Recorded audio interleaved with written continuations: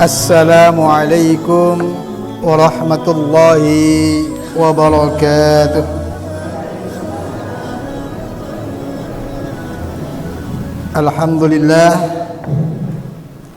Alhamdulillahilladzi bi ni'matihi tatimmu as-shalihat wa bi fadlihi tatanazzalul khairat wal barakat wa bi taufiqihi tatahaqqaqul maqasidu wal ghayat. Ashhadu an la ilaha illallah wa ashhadu anna Muhammadan abduhu wa rasuluh la rasula wa la nabiyya ba'dah. Allahumma salli wa sallim wa barik ala nabiyyina Muhammadin wa ala alihi wa ashabihi ajmain, amma ba'd. Faya ayyuhal hadirun usikum wa nafsi bitaqwallah faqad fazal muttaqun. Ayyuhal hadirun a'azani Allah wa iyyakum ajmain.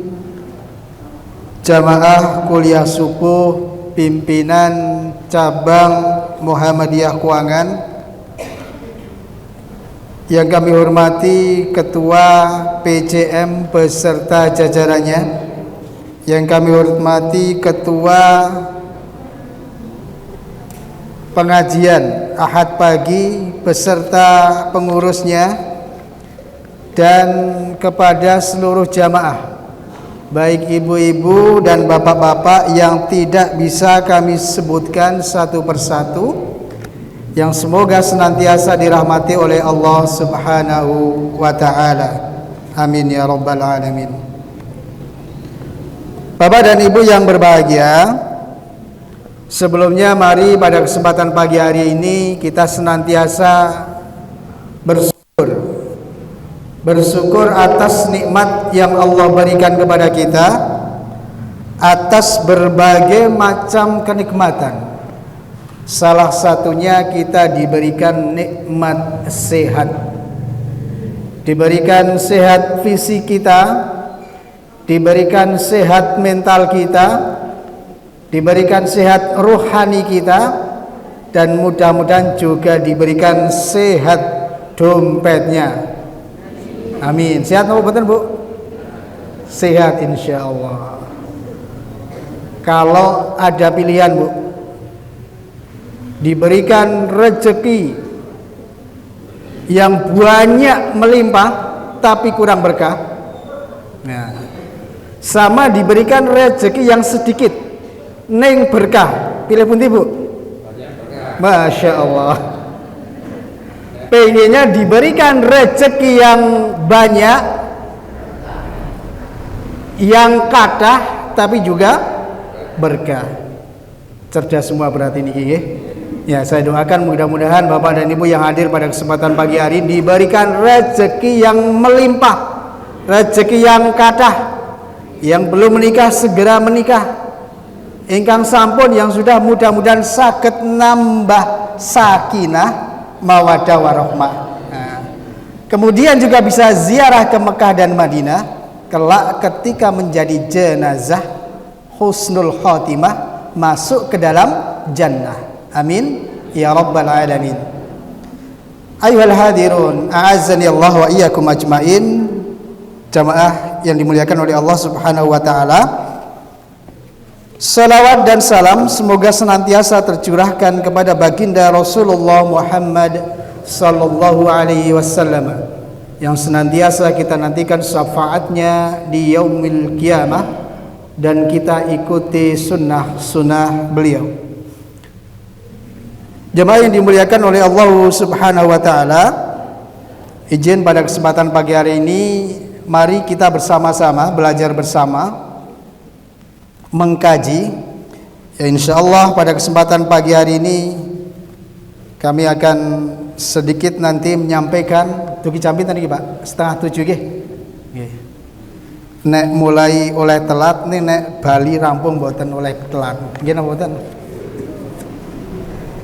Kita manfaatkan waktu yang singkat ini untuk kita belajar bersama insyaallah berkaitan dengan sebuah tema, yaitu pertolongan bagi orang-orang yang terjerat oleh perangkap-perangkap syaitan. Bagaimana? Tentunya dengan kita mengetahui apa saja yang menjadi agenda, apa saja yang menjadi proyek besar setan. Nah, kita harus tahu. Sehingga ketika kita sudah mengetahuinya, maka kemudian kita bisa mengambil posisi, kita bisa bersiap-siap bagaimana kita harus melawannya, bagaimana kita harus menghindarinya dan seterusnya. Bapak dan Ibu yang dimuliakan oleh Allah Subhanahu wa taala, sebelumnya izin kami bertanya nih. Ibu-ibu, bapak-bapak, kapan terakhir kali mendapatkan ujian atau mengikuti ujian? Kapan, Bu? Ujian SD, SMP, SMA, S1, ujian bikin SIM, napa mulai? Berbagai macam banyak ujian dalam kehidupan kita. Tetapi ujian yang terakhir, ya yang paling terbaru adalah tadi pagi, Bu. Panjenengan, ibu-ibu, bapak-bapak, dari rumah mau berangkat ke tempat ini, kadang-kadang ada timbul aras-arasen, nggih mboten? Kadang-kadang berpikiran ngaten, nyongki kok ini kok wis rajin tak kolo-kolo tak prei. Nah, ini adalah godaan ujian bagi kita. Itu ujian yang terakhir tadi. Dan tentunya berbagai macam ujian-ujian itu senantiasa melingkupi hidup kita. Maka jamaah yang dimuliakan oleh Allah Subhanahu wa taala, ada beberapa hikmah kenapa manusia diberikan ujian. Yang pertama adalah untuk mengetahui keseriusan. Jadi sekolah, kuliah, lembaga pendidikan dan seterusnya niku kira-kira nek mboten onten ujiane serius mboten, Pak? Mboten. Begitu juga dengan kehidupan manusia, kita diuji agar kita serius. Kemudian yang kedua, mengukur dan menentukan kelulusan seseorang. Dengan kemudian kita diuji itu, insya Allah akan diketahui kita itu lulus atau tidak. Termasuk ketika di dalam lembaga pendidikan kan pasti kayak gitu juga, ya. Dengan ujian maka kemudian akan diketahui lulus atau tidak. Kemudian yang ketiga, dengan ujian itu akan menaikkan, akan meninggikan derajat seseorang. Dengan ujian dari kelas 1 naik ke kelas 2 ke kelas 3, dari SMP ke SMA, dari MTS ke aliyah, kemudian kuliah, itu ada ujian. Begitu juga di dalam kehidupan kita, dengan adanya ujian-ujian yang bertubi-tubi, ya, itu akan menaikkan derajat kita, Bapak dan Ibu. Ketika kita lulus, kita bisa melaluinya, maka derajat kita akan diangkat oleh Allah Subhanahu wa ta'ala. Maka tidak benar ketika kemudian seseorang diberikan rezeki yang banyak, melimpah ruah, kemudian dianggap sebagai sebuah dia dimuliakan di sisi Allah. Dan sebaliknya orang yang diberikan rezeki yang sedikit kemudian dianggap bahwa ia dihinakan oleh Allah. Tidak. Justru dengan ujian-ujian, rezeki yang sempit, rezeki yang pas-pasan, kemudian dia bisa melaluinya, maka nanti insya Allah akan derajatnya diangkat oleh Allah Subhanahu wa ta'ala. Bapak dan Ibu yang dimuliakan oleh Allah Subhanahu wa ta'ala, maka kemudian yang menjadi PR kita di dalam kita menyelesaikan, di dalam kita menyelesaikan, kemudian mengatasi segala ujian-ujian yang ada itu, kita mempunyai musuh yang sangat berat, musuh yang sangat dahsyat. Siapa itu? Siapa, Bu? Syaitan. Ya. Meskipun syaitan itu adalah sifat minal jinnati wan nas. Setan itu bisa dari jin dan manusia.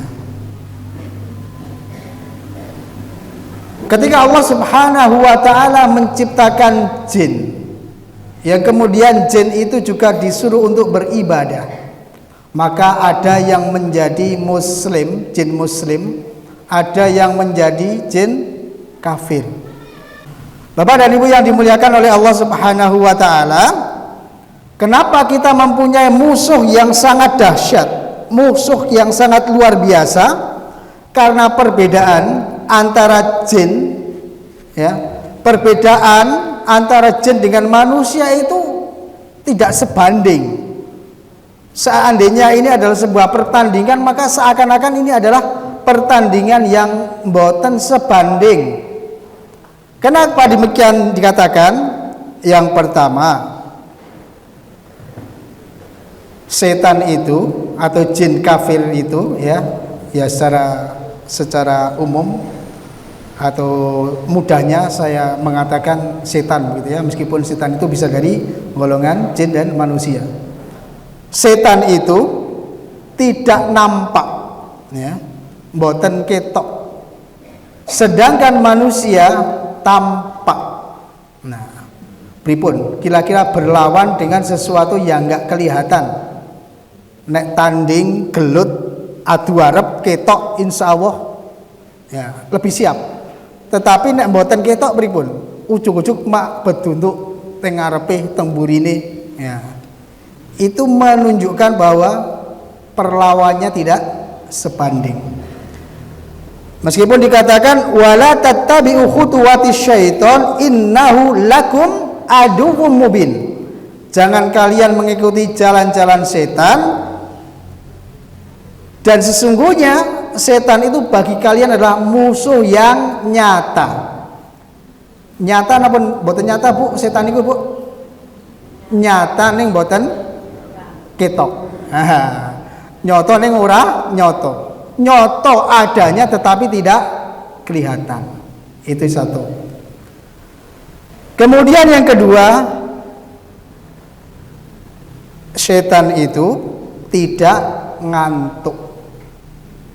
Nek kula lan panjenengan gaweane ngantuk. Masya Allah. Baru datang ke majelis ilmu, kuliah subuh, kemudian mencari sandaran hidup, ya, duduk di kursi bersandar, tidak pakai lama, kemudian ngantuk. Wonten mriki, Bu? Mboten insyaallah. Napa mboten ngaku?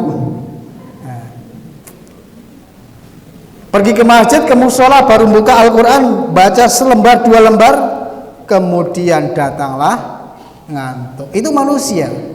Tapi kalau setan, mereka tidak ngantuk. Kemudian yang ketiga, setan, jin-jin kafir, ya, termasuk juga jin muslim. Usia itu mereka usianya sangat panjang. Berpuluh-puluh bahkan beribu-ribu tahun usianya.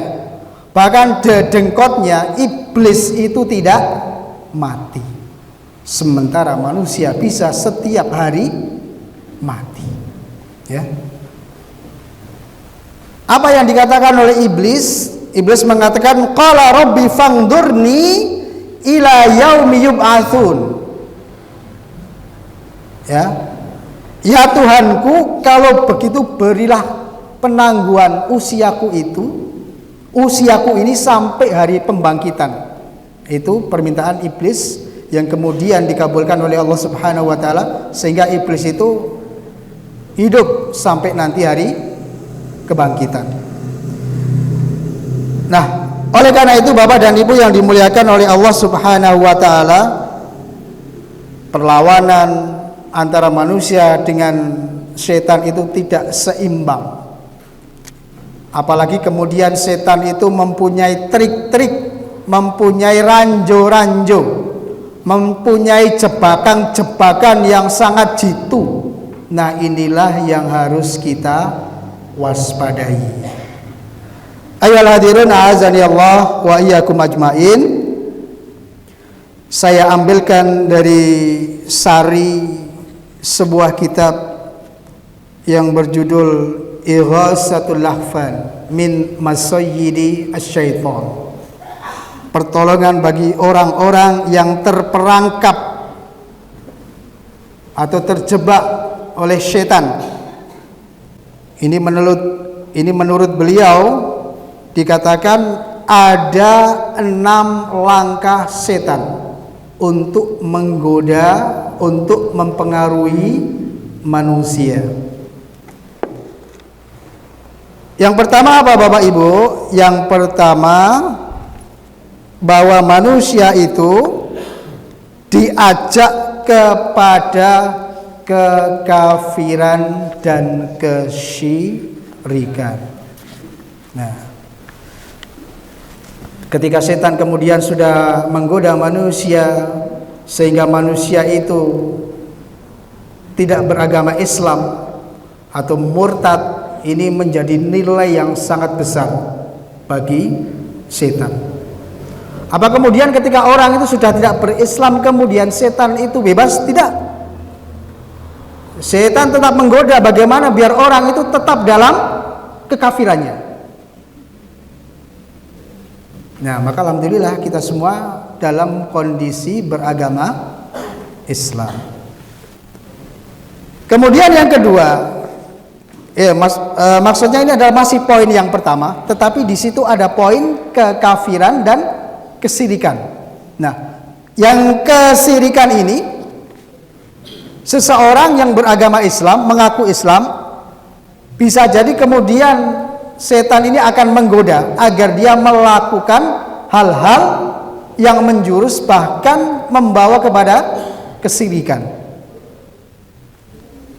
Padahal ketika orang itu sudah berlaku syirik, orang kafir itu mereka kekal di dalam neraka. Dikatakan oleh Allah Subhanahu wa taala, "Innal ladzina kafaru min ahli kitab wal musyrikina fi nari jahannama khalidina fiha." Orang-orang dari ahli kitab, orang-orang kafir dan orang-orang musyrik, mereka itu kekal di dalam neraka. Ulaika hum syarrul bariyah, mereka adalah seburuk-buruknya makhluk. Tersebut di dalam surat apa Bu? Surat Al-Qur'an, ngatan nggih? Surat Al-Bayyinah. Nah, contohnya sekarang kita lihat contohnya syirik apa? Satu, contoh saja ini contoh ya. Percaya kepada dukun. Nah, dukun bayi maupun dukun pijat. Dukun paranormal. Ya.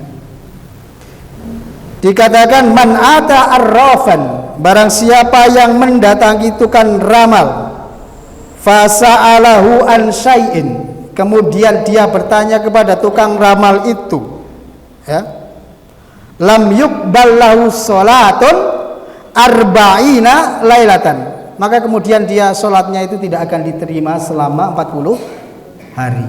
Ini bahaya sekali.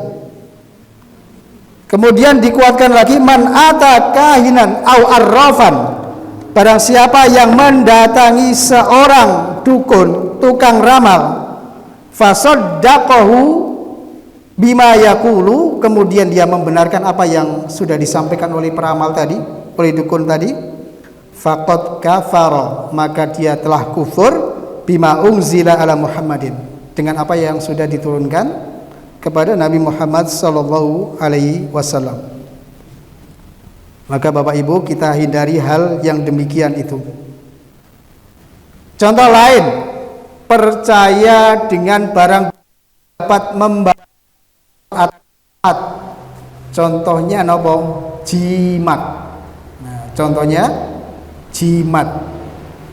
Entah itu disaku, entah itu dicantelke di dalam sebuah rumah misalnya kan. Kemudian kita mengakui kekuatan hal itu, maka tidak boleh. Ini nanti bisa terjerumus kepada kesyirikan. Man 'allaqa tamimatan faqad asyraka. Barang siapa yang menggantungkan tamimah. Tamimah itu ya jimat ya, semacam jimat. Kemudian dia mempercayai hal itu, maka itu masuk ke dalam syirik. Bapak dan Ibu yang dimuliakan oleh Allah Subhanahu wa taala, mengapa begitu bahaya orang yang melakukan syirik? Maka dikatakan oleh Allah Subhanahu wa taala, walau asyraku, dan seandainya mereka itu melakukan perbuatan syirik, lahabita anhum, maka amalnya itu akan menjadi lenyap, akan menjadi sia-sia. Makanu ya'malun, ya, dari amal-amalan yang mereka sudah mengerjakannya itu. Maksudnya nopo? Seseorang ia beragama Islam, ia melakukan sholat, zakat, puasa, haji, bahkan boten ping setunggal tok haji nih, haji kuadrat berkali-kali, ditambah umroh lagi. Tetapi ketika seseorang tadi masih melakukan perbuatan syirik, maka amal perbuatannya itu akan sia-sia. Nah, kenapa kemudian setan itu menggoda manusia dari manusia agar melakukan kesyirikan? Karena bahayanya sangat besar sekali. Jemaah yang dimuliakan oleh Allah Subhanahu wa taala. Itu yang pertama nggih, kekafiran dan kesyirikan. Ketika setan itu mengajak manusia kepada kekafiran dan kesyirikan, kemudian manusia itu bisa lolos dari itu, kemudian apa yang kedua? Yang kedua, setan itu mengajak manusia kepada perbuatan bid'ah. Jemaah yang dimuliakan oleh Allah Subhanahu wa taala, simpelnya bid'ah ini adalah perbuatan-perbuatan baru yang tidak dicontohkan oleh Rasulullah sallallahu alaihi wasallam, di mana dikatakan oleh Imam Asy-Syatibi, beliau mengatakan thariqatun fid din, sebuah tata cara beragama, mukhtara'atun, yang diada-adakan, tudhahi syar'iyyata, yang menyerupai amalan syariat, yuqsadu bisuluki 'alaiha, yang dimaksudkan mengerjakan hal itu al-mubalaghah, berlebih-lebihan, fit ta'abbud lillah, di dalam beribadah kepada Allah Subhanahu wa taala. Ada sebuah hadis yang ini sangat populer, mungkin di antara kita bahkan sudah hafal ya. Dalam sebuah hadis itu dikatakan, inna asdaqal hadis kitabullah, bahwa sesungguhnya sebenar-benarnya perkataan adalah kitabullah, wa ahsanal hadyi, dan sebaik-baiknya petunjuk, hadyu Muhammadin sallallahu alaihi wasallam, adalah petunjuk dari Muhammad sallallahu alaihi wasallam, wa syarrul umuri muhdatsatuha, dan sejelek-jeleknya perkara adalah perkara agama yang diada-adakan, yang tidak ada contohnya dari Rasulullah sallallahu alaihi wasallam. Wa kullu muhdatsatin bid'ah, karena setiap perkara yang baru yang diada-adakan dalam perkara agama ini adalah bid'ah. Wa kullu bid'atin dhalalah wa kullu bid'atin dhalalah, dan setiap perkara bid'ah itulah sesat. wa kullu dhalalatin finnar, dan setiap yang sesat ada di dalam neraka. Jamaah yang dimuliakan oleh Allah Subhanahu wa taala, namun di sini sebagian ulama mengatakan wa kullu bid'atin dhalalah ini memaknainya bahwa setiap perkara bid'ah maka itu sesat. Namun demikian ada ulama yang menerjemahkan, menafsirkan kullu bid'atin ini adalah bukan semuanya, tetapi secara garis besar atau kebanyakan. Nah, ini maka di sini ada perbedaan. Dimuliakan oleh Allah Subhanahu wa taala, apa yang harus kita sikapi kita sebagai warga Muhammadiyah? Satu, tentunya kita mengikuti fatwa-fatwa, nasihat-nasihat, keputusan-keputusan ulama-ulama kita. Yang kedua, ketika terjadi perbedaan, maka tidak usah di antara kita kemudian menjelek-jelekan, menyalah-nyalahkan, mensesat-sesatkan, membid'ah-bid'ahkan, bahkan mengkafirkan yang berbeda. Cukuplah apa yang kita yakini kita jalankan. Ketika ada seseorang yang bertanya, kita berikan petunjuk, kita berikan keterangan dengan cara yang arif dan bijaksana, karena di sini nanti akan ada perbedaan. Jemaah yang dimuliakan oleh Allah Subhanahu wa taala. Nah, contoh bid'ah yang disepakati ulama apa?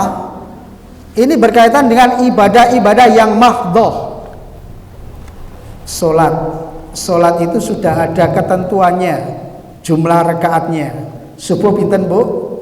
2 rakaat. Tidak boleh kemudian kita menambahkan menjadi 3 rakaat dan seterusnya.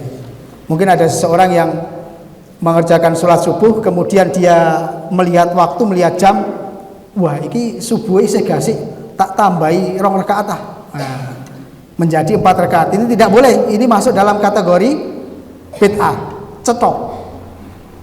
Sholat duhur misalnya di siang hari, karena waktunya kerja, kemudian dia berpikiran, iki wayahe kerja kok sholat duhur papa atau tak kolo-kolo loro wae.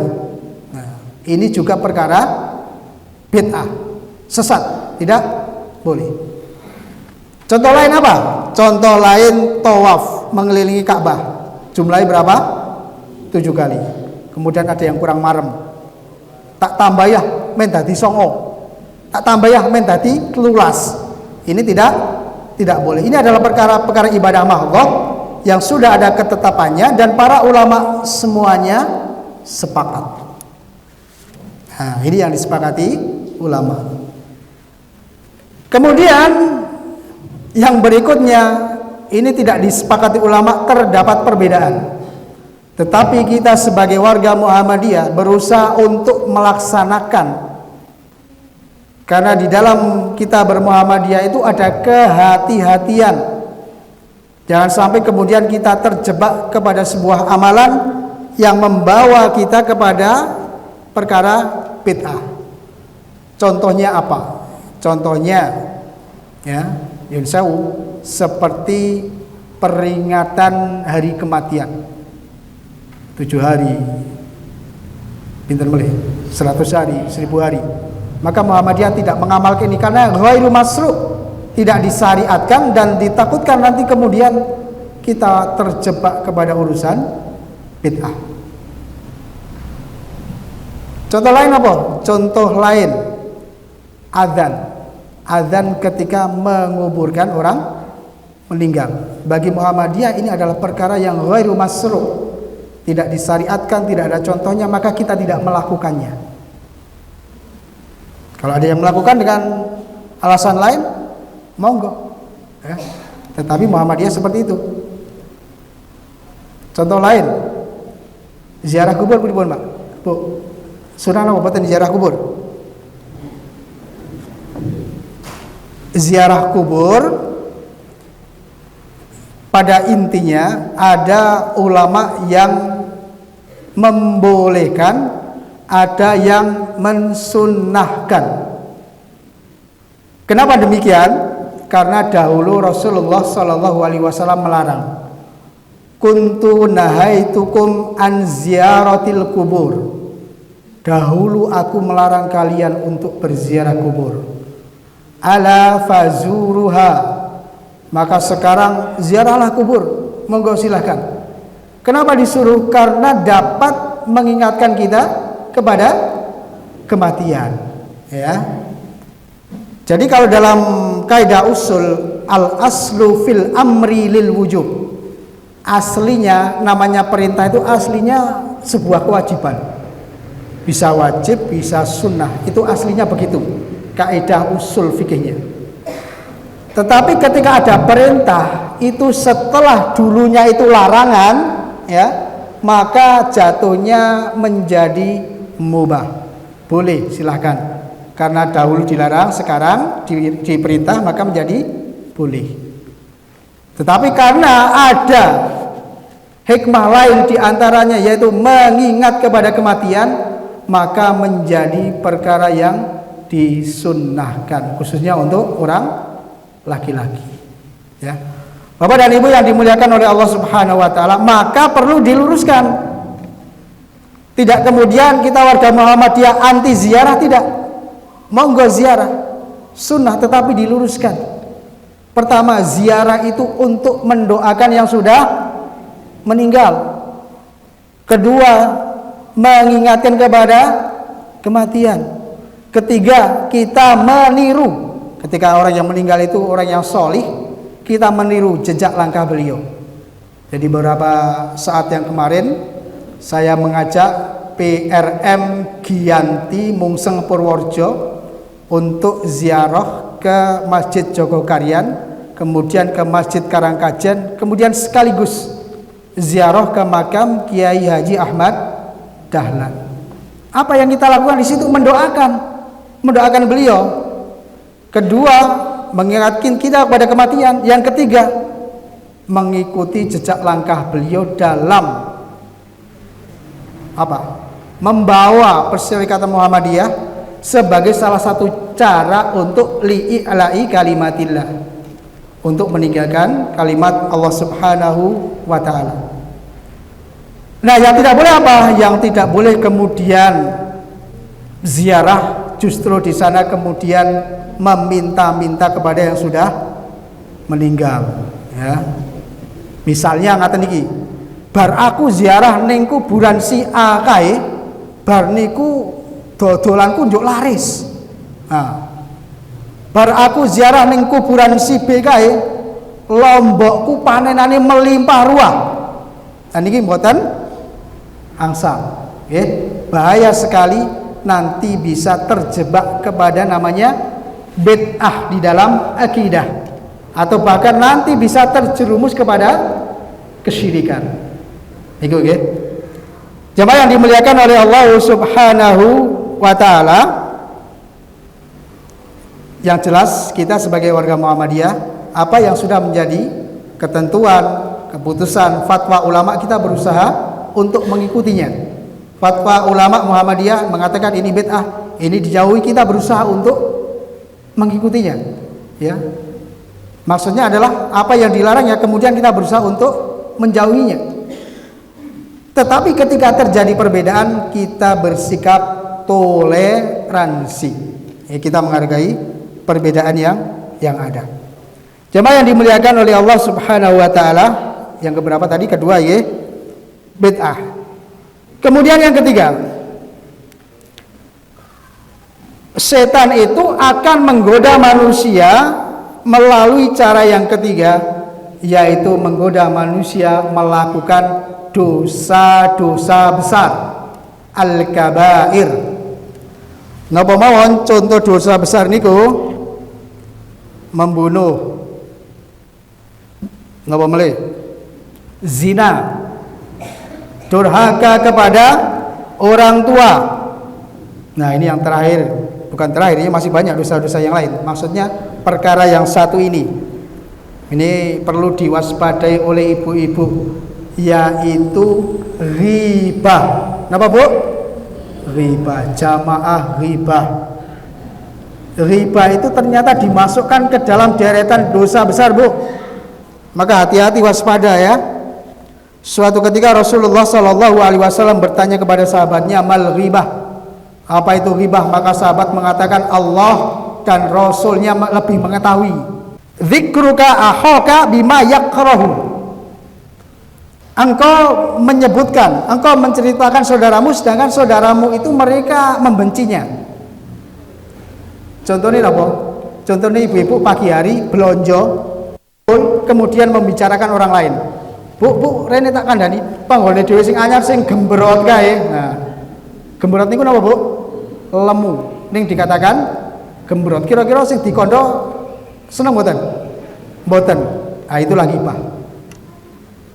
Napa? Ghibah. Nek tidak sesuai lebih parah lagi, namanya fitnah.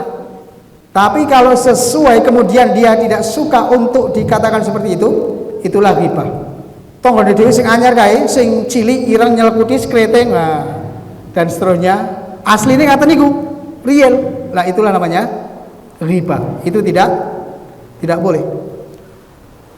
Bahkan Allah Subhanahu wa taala di dalam Al-Qur'an mengatakan, wala yaghtab ba'dakum ba'dha. Di antara kalian itu tidak usah dilarang, janganlah kemudian menggibah di antara yang lain. Kenapa? Ayyuhibbu ahadukum ayyakula lahma ahihi maitan fakarihtumu. Karena orang yang ghibah itu seperti dia memakan bangkai saudaranya, Bu. Itu bahaya sekali. Misalkan di sini ya, ada pengumuman inna lillahi wa inna ilaihi raji'un. Ada berita kematian. Kemudian ada seseorang yang datang ke rumah duka, kemudian dia membawa api, dicekrek, Pak. Napa nih? Kupingnya atau jendeknya dipotong. Kemudian ditaruh di lepek. Kemudian dikasih saus sama kecap. Diparingi ibu-ibu. Monggo Bu, pundar kersa mboten? Tidak. Itulah perumpamaan ghibah, seperti memakan bangkai saudaranya. Bahkan hal ini juga pernah Ibunda Aisyah itu tergelincir lidahnya. Beliau pernah mengatakan istri Rasul yang lain, yaitu Sofiyah, mengatakan dengan kondisi Sofiyah itu tinggi badannya kurang alias pendek. Padahal dikatakan dalam sebuah riwayat itu istri Rasulullah itu bentuk fisiknya itu mereka ideal, mereka tinggi. Nah, salah satu yang agak pendek itu Sofiyah. Ibunda Aisyah mengatakan tentang kependekan Aisyah itu, Rasul mengatakan bagaimana? Dikatakan oleh Rasulullah Sallallahu Alaihi Wasallam, wahai Aisyah, sungguh satu kalimat yang kamu lontarkan tadi, seandainya dimasukkan ke dalam lautan yang luas, ya, satu kalimat tadi dimasukkan ke dalam lautan yang luas, lama zajathu, sungguh lautan itu kemudian akan tercampur, baunya, rasanya, warnanya itu bisa berubah. Kita bisa membayangkan lautan seperti itu dengan satu gunjingan, satu kata saja dimasukkan ke dalam lautan itu bisa merubah warna, bau dan rasanya. Oleh karena itu ibu-ibu hindari ya. Nah, insya Allah mboten nggih. Mboten apa mboten aku, Bu? Ya, insya Allah mulai saat ini diusahakan bahkan dihilangkan dari kebiasaan ghibah. Nah, ayo hadirin azani Allah wa iyyakum ajmain. Yang keempat, kalau setan mengajak ke dalam dosa-dosa besar ini lewat, kita bisa melewatinya, maka kemudian setan akan menggoda manusia dengan dosa-dosa yang kecil, as-saghair. Dosa kecil ini apa? Banyak sekali dosa-dosa kecil itu. Salah satunya, kalau tadi ibu-ibu ya, saya pindah ke bapak-bapak. Di antara dosa kecil yang sering, yang susah dihindari bagi seorang laki-laki, yaitu lawan kata dari ghaddul basar, menahan pandangan, itlaqul basar, pandangannya diumbar kemana-mana. Dalam bahasa kita adalah jelalatan.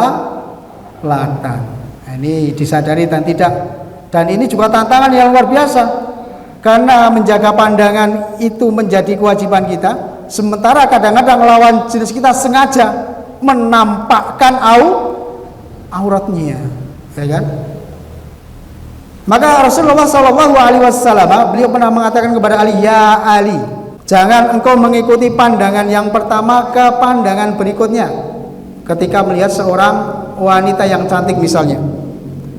Beliau mengatakan, fa innaka laka al-ula, karena sesungguhnya hakmu itu yang pertama saja, pandangan pertama. Walaisat lakal akhirah, yang kedua bukan hakmu. Artinya apa? Pandangan pertama adalah anugerah, nikmat. Yang kedua adalah musibah. Seorang laki-laki, bapak-bapak, nyuwun sewu, melihat ada seorang wanita yang melintas di depannya. Masya Allah, cantiknya luar biasa. Sudah sekali.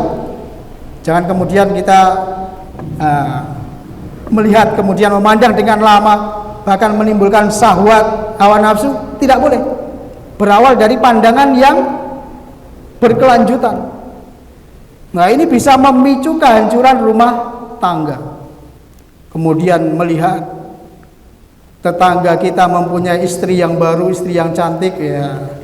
Kemudian dinanti lewatnya kehadirannya, ada artis yang lewat, kemudian dia berangan-angan, wah bojoku ora koyo ngene ya, bojoku kok ora koyo artis ya. Anjenengan artis mboten Pak? Mboten, ya pun. Artis niku biayanya mahal Pak. Bulanane niku mboten cekap 1 juta 2 juta, bahkan puluhan juta, ratusan juta. Ngumbahi ana sing ngumbahi, nyuci ana sing nyuci, masak ana sing masak, nyapu ana sing nyapu. Nek ibu-ibu niki all round. Masak dhewe, ngumbahi dhewe, nyapu dhewe, nyetrika dhewe. Nggih mboten Pak? Coba seandainya ibu-ibu ini dikasih jatah bulanan kaya artis kalau mau, mboten sak kata-kata, sesasi 10 juta. Pripun Bu? Setuju? Nah, insya Allah bisa berubah mungkin. Sesasi 10 juta. Mboten sak kata-kata 5 juta wis. Bu, niki jatahe jenengan, niki basane. Bu, iki jatahe Ibu selama sebulan ini ya, khusus untuk gawe macak. Sesati pinten? 10 juta, 5 juta. Insya Allah ibu-ibu ini bisa berubah menjadi cantik. Nah, nggih mboten Bu?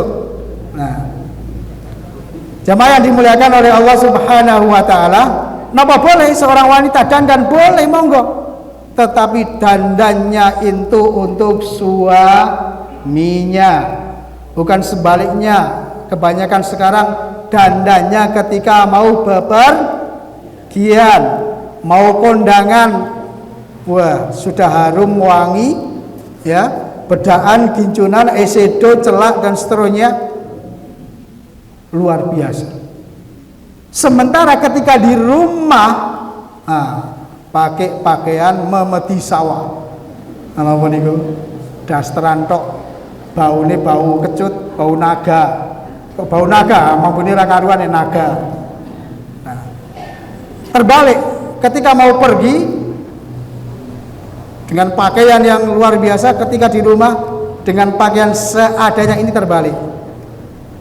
Ketika di rumah harusnya dengan pakaian yang istimewa, ketika pergi maka harus berhati-hati, tidak boleh bertabarruj atau berdandan berlebihan. Nanti ada temanya tersendiri. Bapak dan Ibu yang dimuliakan oleh Allah Subhanahu wa taala, tinggal sedikit waktunya, kita tuntaskan singkat. Kemudian yang kelima, setan akan menggoda manusia agar manusia itu disibukkan dengan perkara-perkara yang mubah. Allah Subhanahu wa taala mengatakan, kulu wasrabu wala tusrifu, makanlah dan minumlah kalian, jangan berlebih-lebihan.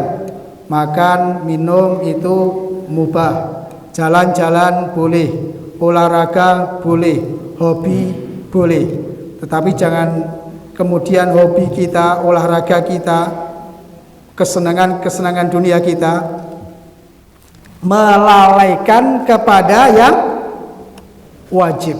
Nah, itu godaan setan berikutnya. Nah, sebentar lagi kita seperti perayaan 17 Agustus ya. Misalnya di dalam perlombaan dan seterusnya, kita juga tentunya tidak boleh melalaikan dari kewajiban kita, dan kita memperhatikan syariat Islam. Di antaranya itu, ini perlu diperhatikan Bapak dan Ibu ya, ketika mengadakan acara 17-an, Islam melarang ketika kemudian para peserta itu iuran, kemudian dari iuran itu kemudian dijadikan sebagai apa? Hadiah untuk para juara. Bagaimana kemudian kalau misalnya iuran dari para peserta itu, maka digunakan untuk operasional boleh, tetapi untuk juara ini diambilkan dari kas lain, dari sumber lain, sponsor misalnya dan seterusnya. Ini Islam memperhatikan sampai sedetil itu, sampai perkara-perkara yang mubah, yang kemudian ketika kita tidak hati-hati bisa melalaikan kepada hal yang sunnah, kepada hal yang wajib. Terakhir ya, terakhir adalah setan akan menggoda manusia agar manusia sibuk dengan amalan-amalan yang kurang afdol, kemudian melalaikan pada amalan-amalan yang lebih afdol, yang lebih utama. Contohnya apa? Contohnya pengajian sampai tengah malam, sampai jam 11. Contoh lain apa? Misalkan sholawatan sampai jam 1 malam. Contoh lain, sholat tahajud sunnah sampai jam 2 malam. Tapi kemudian ketika datang waktu subuh bagi seorang laki-laki, dia tidak datang ke masjid. Bahkan karena keringan dia kemudian tidak sholat subuh. Naudzubillah min dzalik. Pak De mau kok orang kita subuh. Waduh, aku ki mau bengi tahajud. Saking suwine terus lali ora subuhan. Nah, ini adalah perkara-perkara yang salah. Bapak dan Ibu yang dimuliakan oleh Allah Subhanahu wa taala, sudah 6:30 lebih 1 menit. Demikian yang bisa kami sampaikan pada kesempatan pagi hari ini. Mudah-mudahan dapat memberikan manfaat, terutama khususnya bagi saya pribadi sebagai pengingat, sebagai alarm, sebagai pemut, dan juga sumrambah dumateng jamaah sedaya. Mudah-mudahan apa yang kita pelajari bersama pagi hari ini mendapatkan ridha dari Allah Subhanahu wa taala, dan apa yang kami sampaikan apabila ada kesalahan, kekurangan, kami mohon maaf yang sebesar-besarnya, karena kami juga masih senantiasa selalu belajar terus dan terus. Mari jamaah yang dimuliakan oleh Allah Subhanahu wa taala, kita tutup kajian kita pada kesempatan pagi hari ini dengan membaca tahmid alhamdulillahi rabbil alamin. Subhanakallahumma wa bihamdika asyhadu an la ilaha illa anta astaghfiruka wa atubu ilaik. Wa akhiru da'wana anil hamdulillahi rabbil alamin. Wassalamu alaikum warahmatullahi wabarakatuh.